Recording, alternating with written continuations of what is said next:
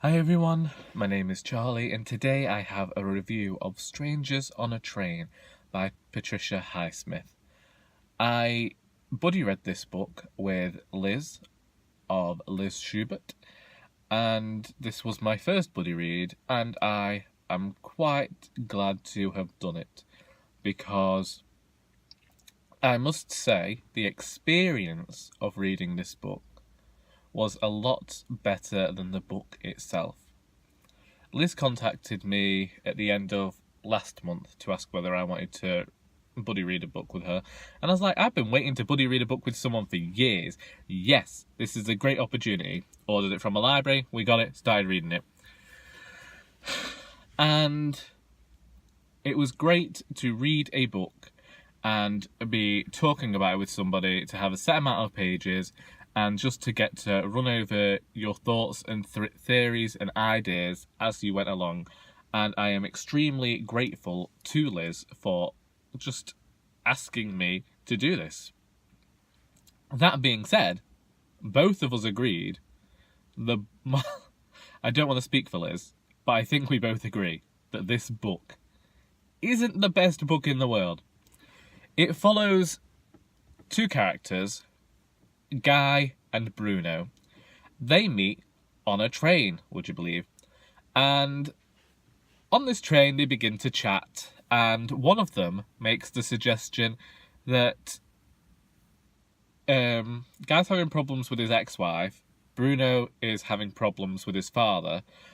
One of them suggests that each of them kill the person they want out of their lives, because it would be like the perfect crime if Guy went and killed Bruno's father, and if Bruno went and killed Guy's ex-wife, or current wife, depending on how you look at things.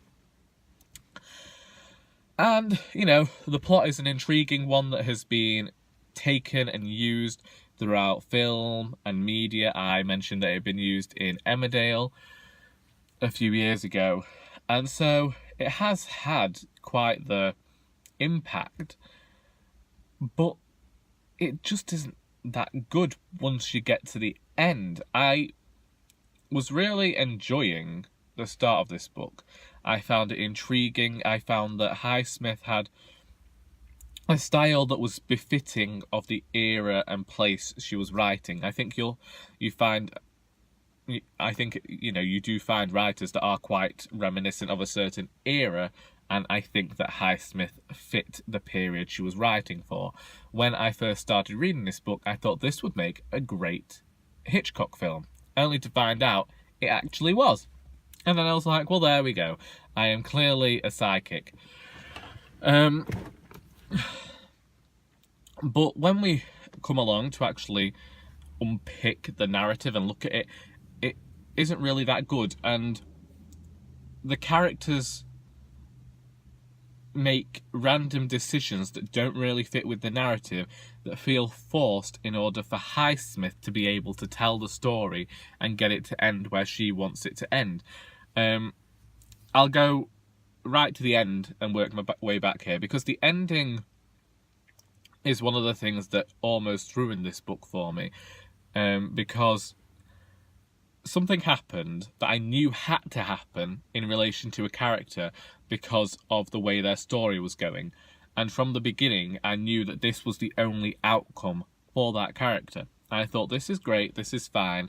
In terms of your narrative, in terms of every story you want to tell here, this fits. However, with the introduction of a new character at the beginning of the final act within this book, I didn't understand the necessity for them, and I felt that they'd only been put there because Highsmith felt the need to amp up the intrigue, because really there wasn't enough of a story to go past the third act, if that makes any sense. Like,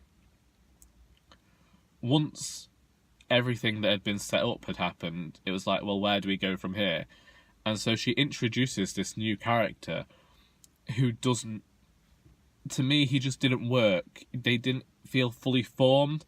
They felt shoehorned in, and in order to create this extra bit of intrigue, this bit of mystery, and this bit of anxiety for the characters.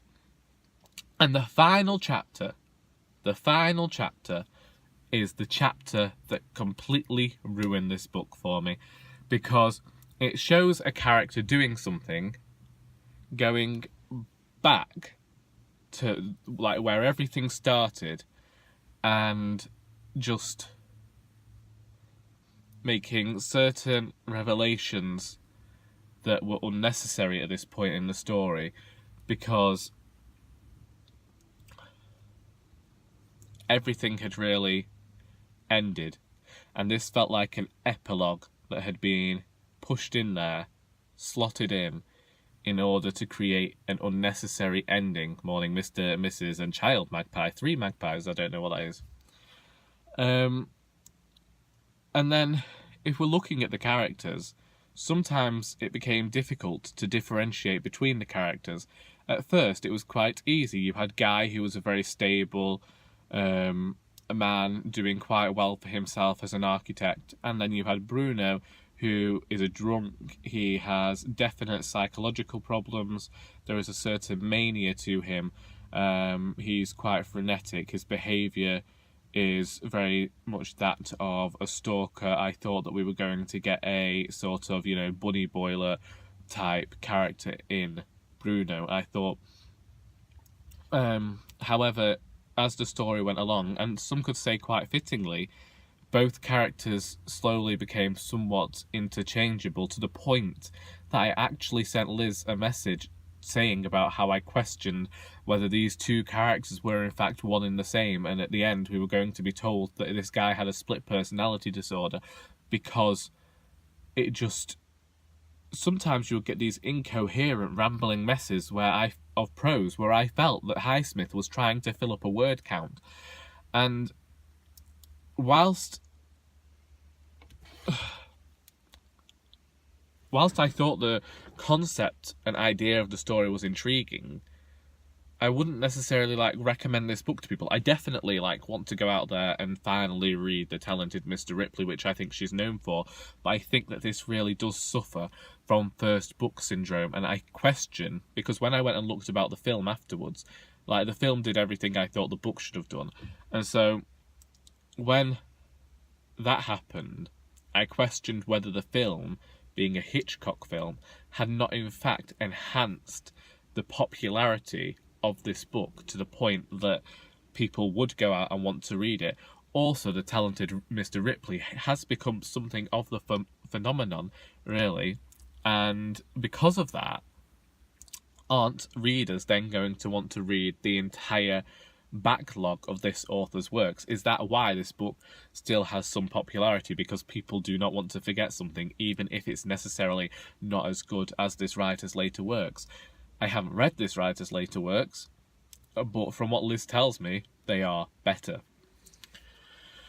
There also came the fact of the female characters. I didn't like the treatment of them for the first 200 pages. I felt like we'll talk about Guy's love interest, Anne, who was a bit of a damp squib, really. She seemed to only be there to mother him in some way, to allow him to be this complete idiot, this chump, really, who, for some reason, just went along with everything that Bruno was suggesting, even though it made not a lick of sense for him to do so. Every time this Bruno would come along and do something, I'd be like, this guy is clearly a drunk maniac. I mean, if not to be mean, but if Guy had just pointed out that Bruno was not the smartest guy in the world in terms of just how he'd write a letter, and he'd be like, I'm going to reveal everything. Well, reveal everything, because this guy hasn't committed any crime. You're the only person to commit a crime at this point. And so it didn't fit for me. And so, yeah, I feel like the story could have probably ended about page 70. Each time there was something that could have just ended the story, and Highsmith would shove something in there to try and move it further along, when really there needed to be a bit more cohesion and a bit more clarity within the prose. And Lord, Bruno's mother should have just given him a slap at some points, because he was an idiot. Once again, I would like to thank Liz for this buddy read. I hope that if you would like to read a book with me in some sort of buddy read type way, then please feel free to get in touch. I know Mal of Mal's Bookland Adventures mentioned something, and it would be great to read a book with Liz again, where hopefully next time we both end up really enjoying the book and it ends up one of the greatest pieces of literature in our lives. If you read this book, please feel free to let me know your thoughts in the comments. I hope you enjoyed this video, and until next time, that is all.